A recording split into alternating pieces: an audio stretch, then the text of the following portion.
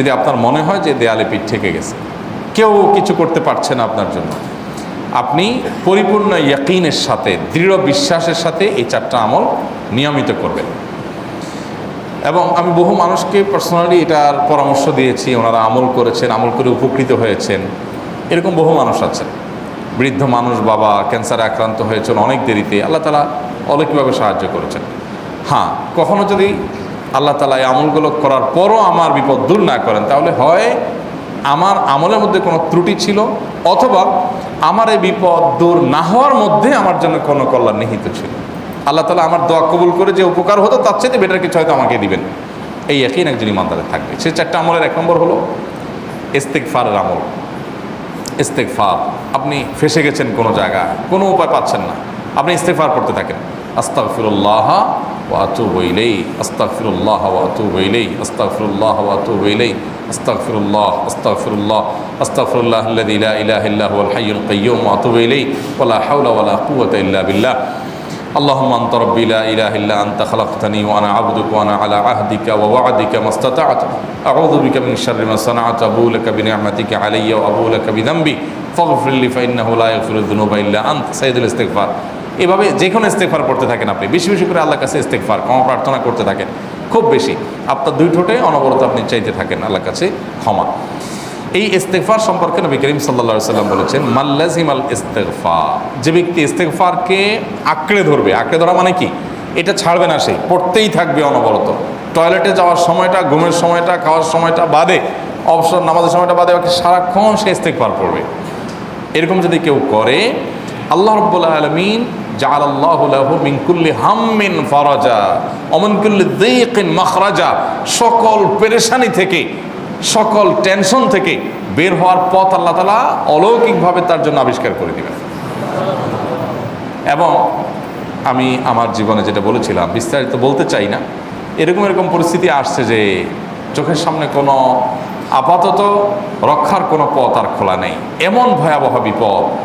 ইস্তেগফার করতে করতে এমনভাবে আল্লাহ তাআলা সাহায্য করেছেন যে এটা কল্পনা করলেও মনে হয় যে স্বপ্নের মতো। কিভাবে এখন এই লোক এই জায়গায় আসলো আমার সাহায্যের জন্য, এই লোক তো এটা আমি এই জায়গায় আসার কথা না, তিকুনি এসে হাজির হয়ে গেলেন এবং উপকারটা, আমার সমাধানটা হয়ে গেল সমস্যা। তো আলহামদুলিল্লাহ, বহুবার আমি পরীক্ষা করেছি, আর আমার পরীক্ষার 2 পয়সার দাম নাই। হাদিসে বলা আছে, গ্যারান্টি দেওয়া আছে, আমার পরীক্ষা করলেই কি না করলেই কি। তাহলে একটা আমল হলো কি, ইস্তেগফার। সব সময়ের জন্য এটা কন্টিনিউয়াস করবেন, আর এমনিও অবসর সময় ইস্তেগফার করবেন।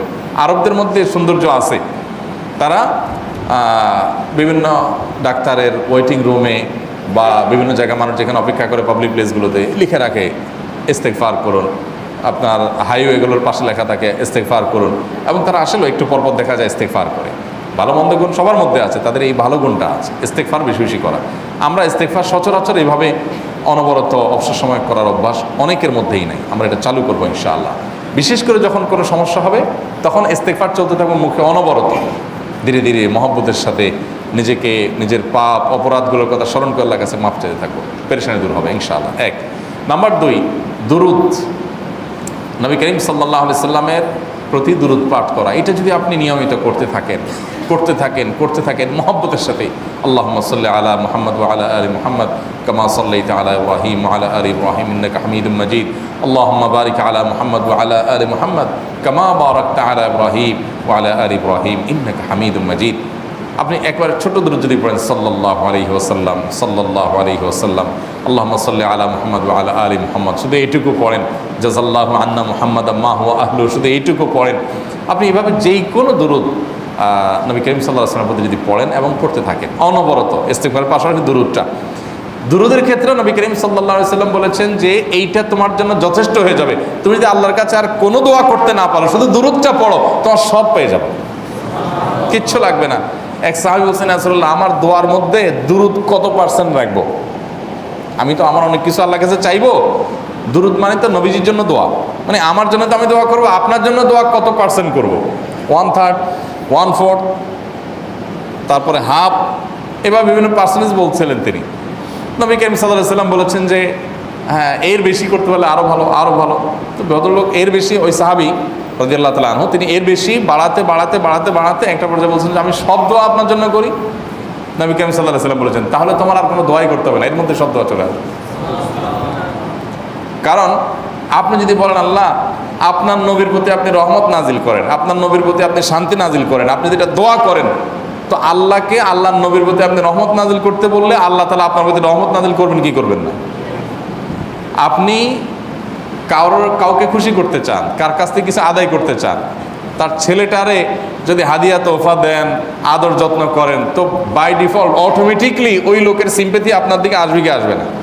চোখ বন্ধ করে আসবে। তো আল্লাহর নবীর জন্য যখন আপনি দোয়া করবেন তখন আল্লাহ তাআলা আপনার মধ্যে রহমত নাজিল করবেনই, এটা নবী সাল্লাল্লাহু আলাইহি ওয়াসাল্লামের ওয়াদা।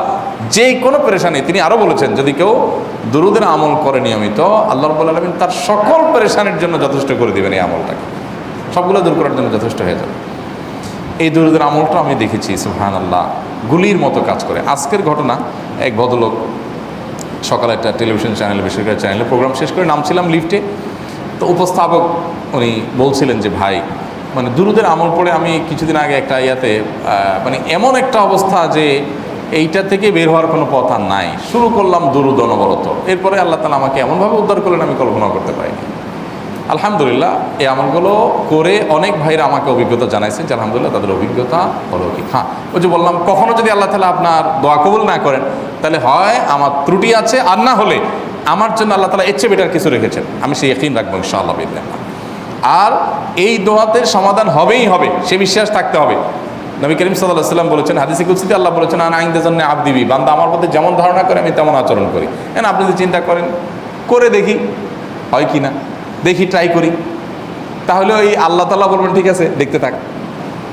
আপনি যদি ইয়াকিন করেন যে না নবী করিম সাল্লাল্লাহু আলাইহি ওয়াসাল্লাম যে বলেছেন অতএব সেটা হবেই, আর আল্লাহ রাব্বুল আলামিনের কাছে আমি ওইভাবেই চাবো যে আল্লাহ দিবেনই, আমি নিয়েই ছাড়বো, ইনশাআল্লাহ গুলি মিস হতে পারে, আপনার দোয়া মিস হবে না। ওই ইয়াকিন, ওই ঈমান আমার মধ্যে আনতে হবে, চেষ্টা করবো তো ইনশাআল্লাহ। তাহলে দুইটা আমল হলো ইস্তেগফার আর দুরূদ। 3 নম্বর আরেকটা আমল হলো দোয়া ইউনুস। দোয়া ইউনুস, লা ইলাহা ইল্লা আনত সুবহানাক ইন্নী কুনতু মিনাজ জালিমিন। বেশি বেশি পড়তে থাকবেন, যখন বিপদে পড়বেন ইস্তেগফার আর দুরূদ পড়বেন সবচেয়ে বেশি, আর মাঝে মধ্যে দোয়া ইউনুস, লা ইলাহা ইল্লা আনত সুবহানাকা ইন্নী কুনতু মিনাজ জালিমিন। আল্লাহ সুবহানাহু ওয়া তাআলা কোরআনে কারিমে এই দোয়ার পরে বলেছেন ওয়াকাযালিকা নুনজিল মুমিনিন। এই দোয়া পাঠ করার মাধ্যমে ইউনুস আলাইহিস সালামকে পৃথিবীর ইতিহাসের সবচেয়ে অলৌকিক ঘটনা, সকল সায়েন্স, সকল আপনার বিজ্ঞানের তত্ত্ব সবগুলোকে আপনার সবগুলোর বিপরীতে বা সবগুলোকে আপনার ভুল প্রমাণ করে দিয়ে ওই জায়গাটার জন্য আল্লাহ তাআলা ইউনুস আলাইহিসকে মাছের পেটে ঢোকার পর সেখান থেকে আবার জীবিত রেখে বের করেছেন। অক্সিজেন অভাবে সেখানে এমনি মারা যাওয়ার কথা, আরও নানা কারণে মারা যাওয়ার কথা, তাই না? কিন্তু আল্লাহ তাআলা তাকে রক্ষা করেছেন, কারণ উনি ওই বিপদে পড়ার পর থেকে এইটা পড়তেছিলেন, লা ইলাহা ইল্লা আনতা সুবহানাকা ইন্নী কুনতু মিনাজ জালিমিন। তো আল্লাহ তাআলা কোরআনে বলেছেন এটা ইউনুস, তার নবী ইউনুস আলাইহিস সালামকে আল্লাহ তাআলা এর মাধ্যমে রক্ষা করেছেন, সেটা তার জন্য খাস না, এটা তার জন্য স্পেশাল না, বরং আল্লাহ বলেছেন ওয়াকাযালিকা নুনজিল মুমিনিন, এটা দিয়ে আমি তাকে রক্ষা করেছি, একইভাবে ঈমানদারদেরকেও এইটার মাধ্যমে রক্ষা করব। এটা বড় অস্ত্র পেয়ে গেলাম। দোয়া ইউনুস বেশি বেশি পড়বো ইনশাআল্লাহ, লা ইলাহা ইল্লা আনতা সুবহানাকা ইন্নী। আমার দেশে আবার দেখা যায় বিপদ হয়ে গেলে তখন হুজুর ভাড়া করে যে ভাই আপনারা সবাই মিলে এটা 1 লাখ বার পড়ে দেন, 1.25 লাখ বার পড়ে দেন, টাকা দিব আপনারা পড়ে দেন। আপনারটা আপনি পড়বেন ভাই, হুজুরদের কাছে দোয়া চান সমস্যা নাই, আর হুজুরদেরকে খাটায়া টাকা দিবেন কেন, এমনি টাকা দিবেন না দিয়া। আর এই দোয়া নিজে নিজে করতে থাকবেন। ইউনুস আলাইহিস সালাম ওই সময় কি লোক ঠিক করছিলেন যে ভাই আপনারা সবাই দোয়া ইউনুস পড়েন, আমি গেলাম, আমি মাছের পেটে গেলাম, আপনারা বসেন সবাই দোয়া ইউনুস পড়া দেন, করছেন উনি? ওনারটা উনি করছেন, তো আপনারটা আপনি শুরু করবেন দোয়া ইউনুস না। 4 নম্বর আমল হলো ইয়া যাল জালালি ওয়াল ইকরাম। এটা বিশেষ করে পাঠ করবেন। নবী করিম সাল্লাল্লাহু আলাইহি ওয়াসাল্লাম বলেছেন আলিজু বিয়া যাল জালালি ওয়াল ইকরাম। ইয়া যাল জালালি ওয়াল ইকরাম এইটাকে তোমরা আঁকড়ে ধরবে। ইয়া যাল জালালি ওয়াল ইকরামের মানে কি? এটা আল্লাহকে ডাকা, আর কিছু না। এবং হাদিসে বর্ণিত দোয়া, এটা মাসনুন দোয়া। ইয়া যাল জালালি ওয়াল ইকরাম মানে হে মহা ক্ষমতার অধিকারী, প্রতাপশালী এবং সম্মানের মালিক। এটা বলার মানে হলো আল্লাহর কাছে নিবেদন করা, যেহেতু আপনার প্রতাপ আছে, আপনার জালাল আছে, আপনার বড়ত্ব আছে, হে বড়ত্বের অধিকারী এবং হে সম্মানের অধিকারী, আপনার যেহেতু আল্লাহ তাআলা এটা, আপনার যদি এটা আছে, অতএব হে আল্লাহ আপনি আমাকে এটা দান করুন, আপনার সেখান থেকে আমার প্রতি রহম করুন, আপনার সেখান থেকে আমাকে, আপনার বড়ত্ব থেকে আমাকে আপনি হেফাজত করুন, আপনার একরাম থেকে আমাকে আপনি, তা দিয়ে আপনি আমাকে রহম করুন। তো সেই দোয়া আল্লাহ তাআলার কাছে নিবেদন করতে পারে, ইয়া যাল জালালি ওয়াল ইকরাম। এর পাশাপাশি তাহাজ্জুদের নামাজ এবং যে কোনো নফল নামাজ, কারণ নবী সাল্লাল্লাহু আলাইহি সাল্লাম ইজা হাজাবাহু আমরুন সাল্লাহ, নবীজি সাল্লাল্লাহু আলাইহি সাল্লামের কোনো পেরেশানি শুরু হলে আগে ওযু করে 2 রাকাত নামাজ পড়তেন, ওযু করে 2 রাকাত নামাজ পড়তেন। আমাদের যখন পেটে ব্যথা শুরু হয় আগে কার কথা মনে পড়ে? ডাক্তারের কথা মনে পড়ে। যখন গায়ে জ্বর আসে সবার আগে মনে পড়ে কিসের কথা? নাপা, নাপা, ঠিক না?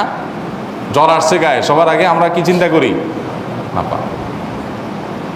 নাপা আপনি চিন্তা করেন, খান, নিষেধ না তো, ওষুধ গ্রহণ করা সুন্নত, নবী সাল্লাল্লাহু আলাইহি সাল্লাম নির্দেশ করেছেন ওষুধ সেবন করতে, আপনি করেন, ভালো কথা। কিন্তু ইমানদার সব কিছুর আগে ব্যথা আসছে, তাহলে ব্যথার জন্য একটা ওষুধ দোয়া শিখেছেন, দোয়াটা আগে করবে, পাশাপাশি ওইটা করবে। এলো ইমানদারের কাজ। আমরা আজকাল ইমান থেকে অনেক দূরে সরে গেছি। আল্লাহ আমাদের সেই ইয়াকিন দান করুন। তাহাজ্জুদের সময় দোয়া, অনেক বেশি দোয়া কবুল হয়। তাহলে 4টা আমল ইনশাআল্লাহ আপনাকে এই ভয়াবহ বিপদ থেকে উদ্ধার করার জন্য সাহায্য করবে ইনশাআল্লাহ। সে ইয়াকিন নিয়ে করবেন। সেই সাথে as-সাদাকা তারদুল বালা, দান সাদাকা করা, অন্যান্য যে আমলগুলো আছে টুকটাক সেগুলোর সাথে সাথে চালানো। বাকি এই 4টাকে বেসিক্যালি একটু জোরভাবে করতে থাকা।